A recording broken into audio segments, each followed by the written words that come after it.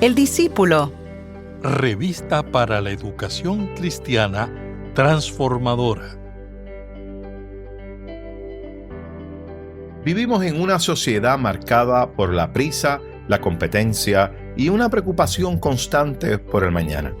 Nos inquieta tener y guardar, y muchas veces permitimos que esas ansiedades dirijan nuestras decisiones, nuestro tiempo y hasta nuestra fe. En medio de ese ruido, Jesús levanta su voz para decirnos: no todo lo que promete seguridad merece gobernar nuestra vida, ni toda preocupación debe robarnos la paz. En la clase de hoy estudiaremos el Sermón del Monte, donde Jesús nos presenta a Dios como un Padre Celestial que conoce nuestras necesidades y nos invita a confiar en Él. Mi nombre es el reverendo Luis Felipe Ramos Román, pastor asistente en Evangelización y Educación Cristiana, y te invito a que juntos participemos de esta experiencia educativa. El discípulo. El discípulo. Una revista para la educación cristiana transformadora.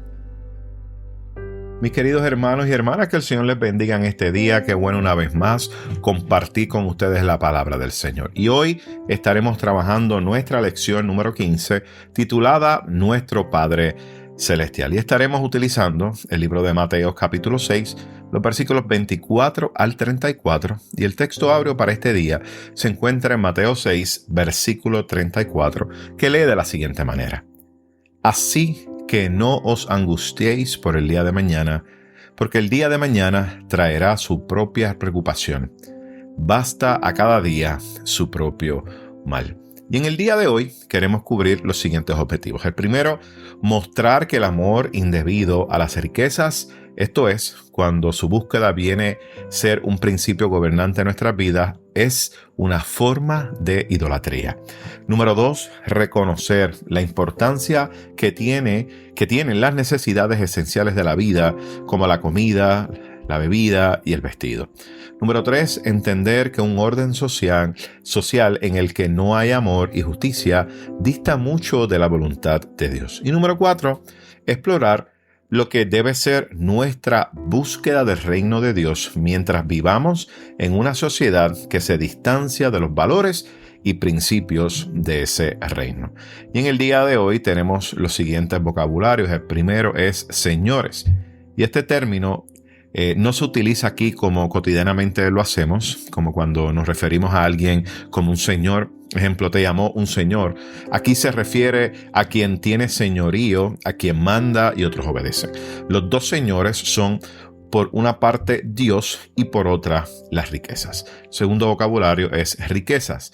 Y la palabra griega que aquí se usa es mamón, que era el nombre que se daba a las riquezas personificadas y sobre todo a las riquezas y su deseo como valor predominante en la vida, como un ídolo que pretende ocupar el lugar que le pertenece solamente a Dios.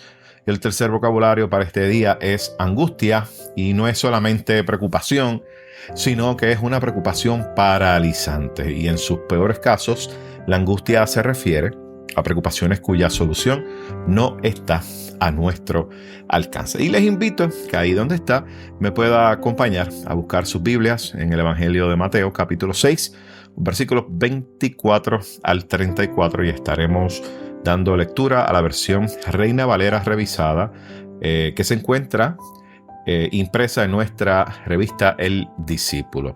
Y leemos la palabra del Señor en el nombre del Padre, del Hijo y del Espíritu Santo. Amén. Ninguno puede servir a dos señores, porque o aborrecerá al uno y amará al otro, o estimará al uno y menospreciará al otro. No podéis servir a Dios y a las riquezas. Por tanto os digo, no os angustiéis por vuestra vida, qué habéis de comer o qué habéis de beber, ni por vuestro cuerpo, qué habéis de vestir. ¿No es la vida más que el alimento y el cuerpo más que el vestido? Mirad las aves del cielo, que no siembran, ni ciegan, ni recogen en graneros, y sin embargo, vuestro Padre Celestial los alimenta. ¿No valéis vosotros mucho más que ellas? ¿Y quién de vosotros podrá, por mucho que se angustie, añadir a su estatura un codo? Y por el vestido, ¿por qué os angustiáis? Considerad los lirios del campo, como crecen, no trabajan ni hilan. Pero os digo que ni aun Salomón con toda su gloria se vistió como uno de ellos. Y si la hierba del campo que hoy y mañana se quema en el horno, Dios la viste así, ¿no hará mucho más por vosotros, hombres de poca fe? No os angustiéis, pues, diciendo, ¿qué comeremos, o qué beberemos, o qué vestiremos? Porque los gentiles buscan todas estas cosas, pero vuestro Padre Celestial sabe que tenéis necesidad de todas estas cosas. Mas buscad primeramente el reino de Dios y su justicia, y todas estas cosas os serán añadidas. Así que no angustiéis por el día de mañana, porque el día de mañana traerá su propia preocupación. Basta a cada día su propio mal. ¿Qué les parece si tenemos una palabra de oración en este día? Buen Dios y Padre nuestro, te alabamos y te bendecimos en este día y te pedimos, Señor, oh Dios, que ministres a nuestra vida. Habla a cada uno de nosotros a través de tu palabra y que tu palabra, Señor, oh Dios mío, sea una palabra que nos edifique, que nos transforme y que nos fortalezca. Te damos gracias, Señor, por lo que has hecho y por lo que harás, y es en el nombre poderoso de Jesús que hemos orado. Amén, amén y amén. Bueno, mis queridos hermanos, en la lección anterior estuvimos reflexionando acerca de las Escrituras y su autoridad para la vida cristiana. Y en esta ocasión, usando esas mismas Escrituras que estuvimos hablando la semana pasada, vamos a dar un paso hacia lo que es la doctrina de Dios, comenzando por lo que nosotros conocemos como ese Dios Padre. Y Jesús no presenta aquí, obviamente, una definición abstracta de Dios ni una lista de atributos filosóficos, sino una imagen profundamente relacional. Dios como Padre que conoce, que cuida, y ese Dios que provee. Y este pasaje que estamos leyendo está ubicado ciertamente en el corazón del Sermón del Monte, donde vemos aquí que este sermón conecta la fe con la vida diaria. Y obviamente aborda muchos temas, entre ellos la ansiedad, las prioridades, la idolatría moderna y la justicia del reino. Y al entrar en este estudio, en esta lección, vamos a estar siendo invitados a que podamos examinarnos, no solo lo que usted y yo podemos creer acerca de Dios, sino cómo esa fe, ¿verdad? Esa fe transforma nuestra manera de vivir en un mundo que está marcado por la preocupación y la desigualdad, que es lo que vemos todos los días. Pero, ¿qué les parece si vamos al texto bíblico? Miren, este capítulo 6, especialmente estos versículos 24 al 34, forman parte de lo que se conoce como el Sermón del Monte. El Sermón del Monte comprende desde Mateo 5 al capítulo 7. Y vemos en el Sermón del Monte una colección de lo que podemos decir de unas enseñanzas, donde vemos entonces a Jesús en este sermón, frente a todo este mar de personas que estaban allí. Vemos a Jesús redefiniendo lo que es la vida del discipulado a la luz de lo que es el reino de Dios. Por lo tanto, no se trata simplemente de unas normas morales que Jesús está enseñando, sino que Jesús está mostrando, o Jesús está allí aprovechando la oportunidad para compartir una visión alternativa de la vida. Ciertamente en contraste, ¿verdad?, con los valores del mundo, especialmente esos valores que van en contra de lo que es el reino del Señor. Y aquí Jesús comienza a abordar una de las preocupaciones, yo diría, humanas, que es más universal y dentro de las más relevantes que podemos ver. Miren, esa preocupación es la seguridad material. Otra preocupación es la ansiedad por el futuro. ¿Qué va a pasar en el día de mañana? Y vemos a Jesús que trabaja estas preocupaciones o las aborda y lo hace revelando el carácter de Dios como ese Padre celestial. Pero vamos a ir a los versículos bíblicos. Miren, el versículo 24 nos habla de dos señores y una sola lealtad. Vemos aquí que Jesús comienza con una afirmación categórica. Dice, ninguno puede servir a dos señores, y es lo que nos dice el texto. Y cuando hablamos del verbo servir, esto implica, vamos a decirlo así, esclavitud, o sea, esa pertenencia total. Estamos hablando de una obediencia absoluta. Y en el mundo del primer siglo, un esclavo no podía dividir su lealtad entre dos amos. Su vida entera iba a estar subordinada a uno solo, no a dos, a uno. Y fíjense cómo Jesús utiliza esta imagen, que es una imagen muy conocida socialmente por la comunidad que está allí, para comunicar lo que es una verdad espiritual muy profunda. ¿Y cuál es esa verdad? Bueno, bien sencillo, que el corazón humano no puede sostener dos centros de autoridad últimos. No hay manera. No hay manera de tener dos señores, o sea, dos figuras de autoridad. No. Y vemos aquí lo que es la oposición, ¿verdad? Que no es entre Dios y algo que está intrínsecamente malo, sino entre Dios y las riquezas. Y por eso es que definimos esas riquezas como el dios Mamón. Y esto hace la advertencia aún más penetrante, porque Mamón representa un sistema que promete seguridad, que promete identidad y control. Y ciertamente estos son atributos que corresponden únicamente a Dios. Por eso, cuando las riquezas se convierten en el principio rector de la vida, ocupan el lugar de un ídolo. Y fíjense que Jesús no está condenando la posesión.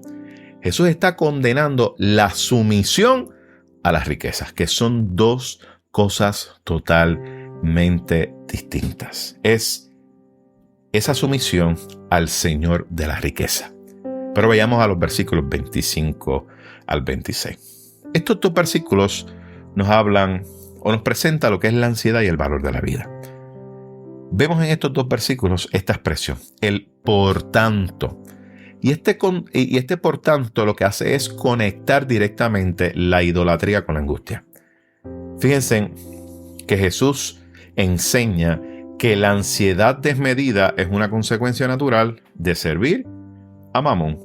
Por lo tanto, cuando la seguridad depende de lo que se tiene o se puede perder, la preocupación se va a volver constante. Sí, porque cuando usted basa su seguridad en lo que tiene o en lo que se puede perder, usted comienza a tener una preocupación día a día. Y aquí vemos a Jesús entonces enumerando tres necesidades esenciales. Estamos hablando de tres necesidades principales: el comer, el beber y el vestir. Fíjense en que Jesús no las minimiza. Al contrario, Jesús las reconoce como cosas fundamentales. Sin embargo, fíjense en que Jesús lo que hace es que las coloca en el marco correcto. Fíjense, mira cuál es. La vida no existe para sostener esas necesidades. Esas necesidades existen para sostener la vida. Y esta inversión de prioridades es muy importante para poder entender el mensaje de Jesús. Fíjense que Jesús señala a las aves del cielo. Y Jesús apela a esa habilidad que usted y yo tenemos de poder observar. De observar lo que es cotidiano del día a día. Aunque a veces estamos tan ajorados que no vemos las cosas cotidianas. Pero pienso que cada uno de nosotros podemos sacar un momento para observar lo que pasa a nuestro alrededor a través de la vida cotidiana. Y vemos aquí que esta imagen es hermosa. Jesús presenta a las aves del cielo. ¿Y qué dice? Bueno, que Dios alimenta a las aves y las alimenta dentro de ese orden creado. Y fíjense que ese cuidado de parte de Dios lo que revela es su carácter. Ese carácter como padre. Ahora, la pregunta. Miren qué interesante. ¿No valéis vosotros muchos más que ellas?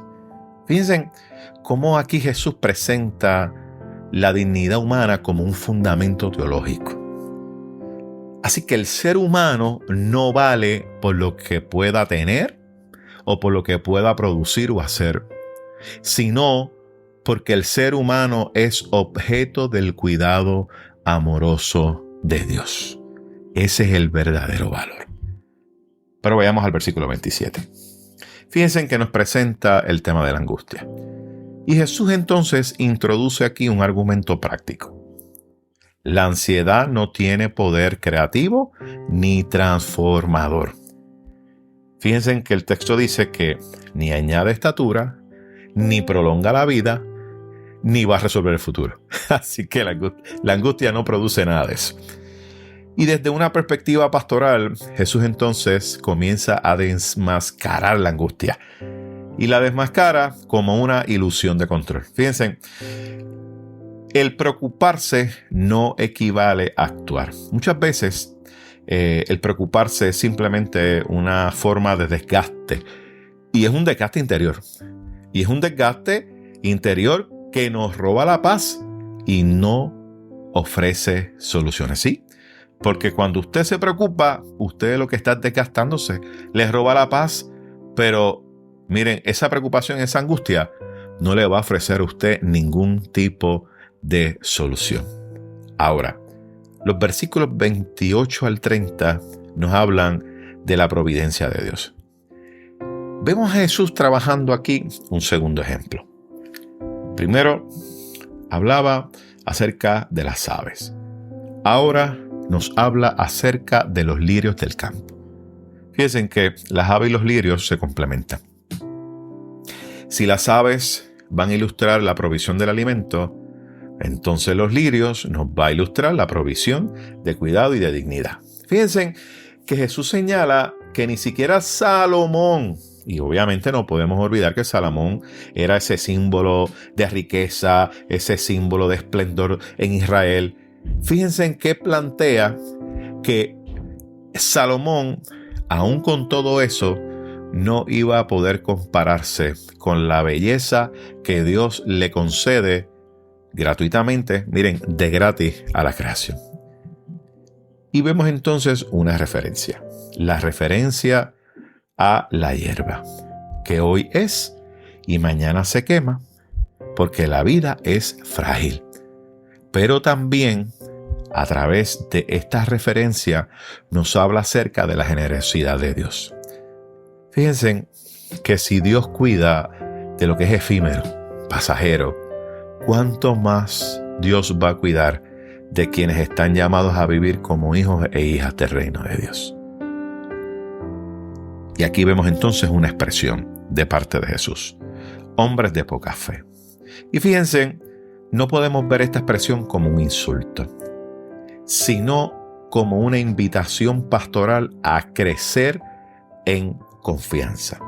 Sí, porque Jesús nos invita a que aprendamos a confiar en Él para poder crecer y madurar en Él. Vayamos a los versículos 31 al 32. Estos dos versículos, fíjense, nos presentan dos formas de vivir.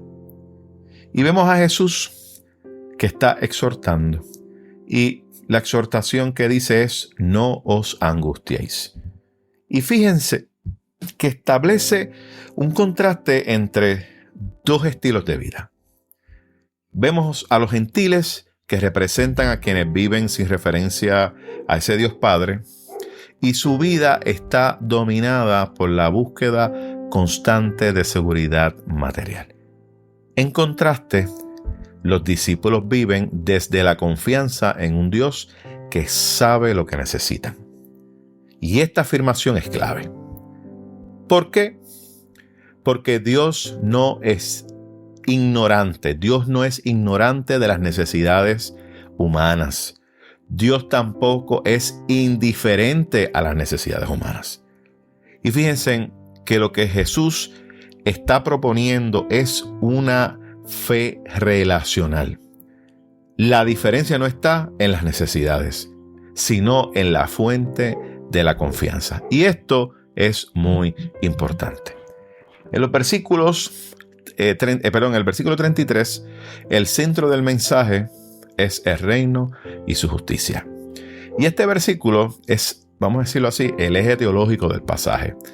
Estamos hablando de buscar el reino de Dios. Eso implica orientar nuestra vida hacia la voluntad de Dios, que ciertamente se manifiesta en un orden que es justo y un orden amoroso. La justicia del reino no se limita a la moral individual, sino que la justicia del reino apunta a un orden social restaurado. ¿Y cómo es ese orden social restaurado? Bueno, donde las necesidades básicas de todos son atendidas. ¿Cuánto hemos perdido de esto? Y hemos invertido ese orden social. Pero no, el orden social del reino de Dios es donde las necesidades básicas de todos, no de un grupo, no de un sector, de todos son atendidas.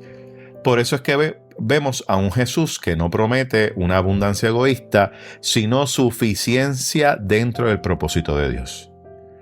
Por eso es que dice que todas estas cosas os serán añadidas.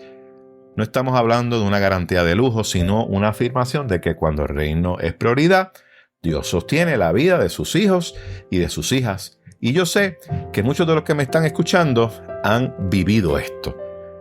Tienen testimonios reales de ese Dios que sostiene la vida, de ese Dios que suple todas nuestras necesidades. Pero vayamos al versículo 34 para finalizar. Vemos aquí que Jesús concluye reconociendo lo que es la realidad del sufrimiento. Porque si algo tenemos que afirmar es que el mal sigue presente. Sin embargo, el reino de Dios no se ha consumado plenamente. Sin embargo, no olvidemos el contexto en el cual estamos hablando. Sin embargo, Jesús invita a vivir el presente con confianza sin quedar atrapados por el miedo al futuro. Por lo tanto, la fe no elimina los problemas, pero transforma la manera de enfrentarlos. Y eso es una realidad. La fe no va a eliminar el problema que usted tiene. La fe no va a eliminar el problema de salud que usted tiene. No. Y no me malinterprete. Creemos un Dios que sana, que restaura y que transforma. Lo que sí podemos decir de la fe es que transforma la manera de enfrentarlos. Porque vemos a Dios que se revela de manera gloriosa en medio de los problemas. Y aprendemos a ver a Dios de una manera distinta. Y eso nos va a ayudar a tener una comprensión de Dios aún mayor para que usted y yo podamos crecer y crecer a la perfección que nos pida así su palabra. Y somos transformados. Somos transformados. Y al ser transformados, ¿sabes qué? Se transforma la manera de usted pensar. Se transforma la manera de usted enfrentar las crisis y las situaciones difíciles. Mira, mis amados hermanos, este texto que estamos estudiando en lo que nos revela es a un Dios que tiene unos atributos hermosos. Un Dios que es Padre, un Dios que cuida, un Dios que es justo. Y Jesús está haciendo una invitación a cada uno de los que está allí oyendo el sermón. Y Jesús los invita a imitar ese carácter de Dios. Les invita a que vivan una fe. Les invita a que compartan y busquen activamente lo que es la justicia del reino de Dios. Y entonces vemos aquí la doctrina de Dios, que es una doctrina que se convierte en una ética de vida. Es una doctrina que está encarnada en la realidad del día a día. Y este pasaje nos desafía a cada uno de nosotros a que examinemos nuestras prioridades y que busquemos cuáles son las fuentes de nuestra seguridad, esas fuentes reales. En un mundo donde la ansiedad se ha normalizado, Jesús nos está invitando a una fe que confía y que actúa. No se trata de que usted va a ignorar las necesidades, sino de reconocer que Dios se interesa profundamente por ellas y nos llama a participar de esa justicia. Buscar el reino de Dios implica comprometernos con un orden que sea más justo, donde nuestras decisiones personales, nuestras decisiones económicas, nuestras decisiones comunitarias reflejen el amor de Dios. Fíjense que la esperanza cristiana no es pasiva, es una esperanza activa que se expresa. ¿Cómo se expresa? En la solidaridad, en la generosidad, en la justicia. Y por eso es que tenemos que aprender a vivir confiados en ese Padre Celestial que nos libera, ¿Y de qué nos libera? De la angustia, que aprendimos que es improductiva, no produce nada. Y que podamos vivir confiados en nuestro Padre Celestial, que nos moviliza, nos mueve a encarnar los valores del reino aquí y ahora. ¿Qué les parece si tenemos una oración final? Dios nuestro, quien das de comer a las aves del cielo y de vestir a los lirios del campo, ante todo te agradecemos porque nos das de comer, de beber y de vestir. Acompáñanos también a buscar ante todo tu reino y tu justicia, sabiendo que servimos a ese reino y a esa justicia cuando alimentamos al hambriento, damos de beber al sediento y vestimos al desnudo. Venga tu reino, Dios de amor. Y es en el nombre de Jesús que hemos orado. Amén, amén y amén. Mis queridos hermanos, que el Señor les bendiga y esperamos estar con ustedes la próxima semana. Gracias por escuchar El Discípulo. Revista para la educación cristiana transformadora.